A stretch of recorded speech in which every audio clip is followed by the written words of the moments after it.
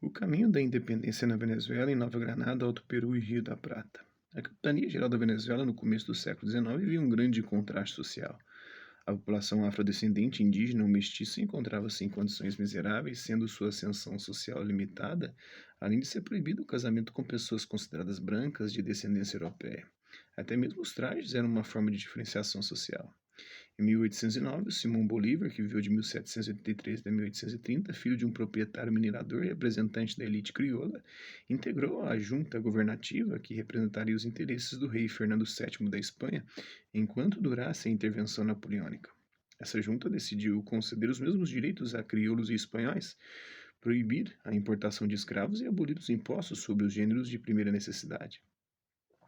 Nos anos de 1810, as forças políticas locais dividiam-se entre os realistas e patriotas, sendo os primeiros aliados da monarquia espanhola e os segundos defensores da independência.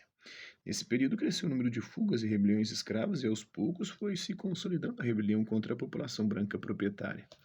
Angariando as forças populares, em 1811, Francisco Miranda liderou a proclamação da Primeira República Venezuelana, que não conseguiu se sustentar, sendo militarmente derrotada pelas forças realistas em 1812.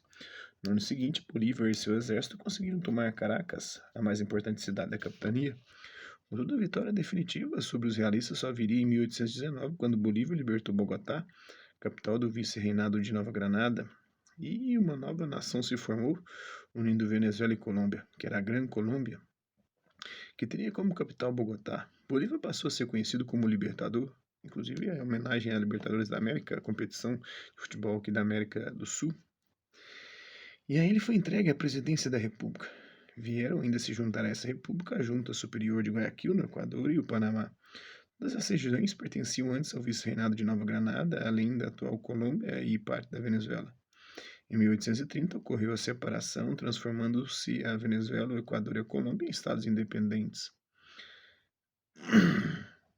A atual Bolívia, denominada Alto Peru, no período colonial, fazia parte do vice-reinado do Rio da Prata, incluía também Buenos Aires, a região do atual Paraguai.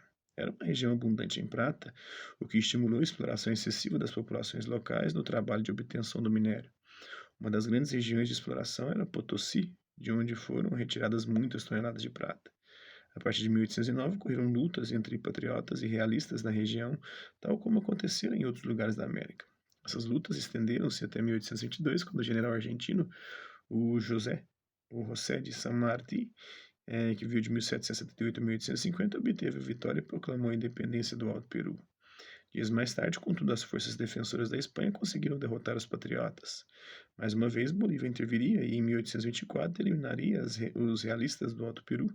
Em 1825 foi criada a República Boliviana, sendo o nome uma homenagem a Simão Bolívar, seu primeiro presidente.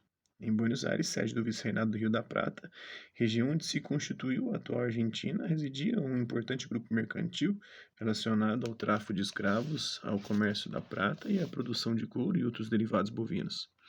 Após a invasão napoleônica, os comerciantes argentinos, os crioulos, passaram a criticar de maneira mais contundente o monopólio colonial, defendendo o livre comércio.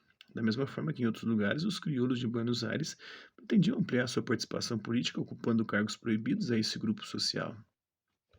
Na ausência do rei espanhol Fernando VII, prisioneiro de Napoleão, eles organizaram uma junta governativa em 1810 em nome do rei, mas não se posicionaram a favor da independência, uma vez que temiam a ocorrência de levantes populares que colocassem em risco o controle político e econômico que a elite crioula exercia. Na parte oriental do Rio da Prata, José Artigas, nascido em Montevidéu, dirigiu um levante popular que depôs o governador espanhol e criou uma junta governativa que declarava a autonomia em relação à Espanha. O movimento pela independência em Buenos Aires só ganhou mais força com a presença de San Martín, que lutou também na independência do Chile em 1818 e em 1816, após várias batalhas contra os realistas, foi declarada a independência argentina. Quando San Martín pressionou para que o congresso realizado na cidade de Tucumã, na Argentina, assumisse a posição de não mais representar o reinado de Fernando VII. Tanto San Martín quanto Simão Bolívar estiveram presentes em vários movimentos de independência na América Latina, com o apoio dos ingleses e dos Estados Unidos.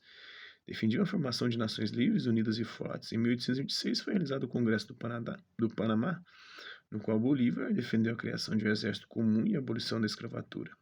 Em 1812, em seu Manifesto de Cartagena, o Libertador, como foi chamado por suas atividades revolucionárias, fazia alusão a uma confederação latino-americana. Ele afirmava: "Eu sinto que, enquanto não centralizarmos nossos governos americanos, os inimigos obterão as mais completas vantagens.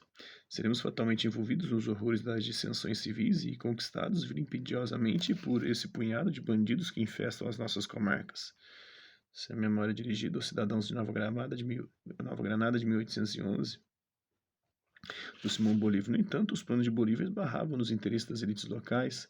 No caso brasileiro, por exemplo, a escravidão era mantida conforme os interesses dos proprietários de terras e dos traficantes de escravos. E tem vários monumentos em homenagem a Simão Bolívar em 3 países: em Caracas, na Venezuela, em La Paz, na Bolívia e em Guayaquil, no Equador. Este último mostrando o encontro de Bolívar com São Martin. Nos 3 países, monumentos públicos alimentam a memória de Bolívar como um herói que contribuiu decisivamente para a independência dessas nações. E como ele é um libertador das nações de origem espanhola, né?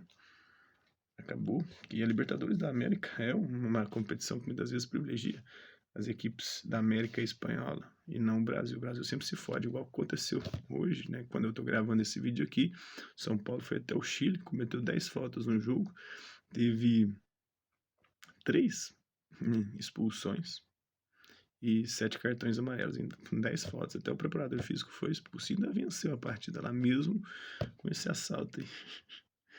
A gente vê como os times brasileiros são prejudicados. Não é a competição Libertadores da América, é a Sul-Americana, mas as competições aqui na América do Sul acabam acontecendo dessa forma.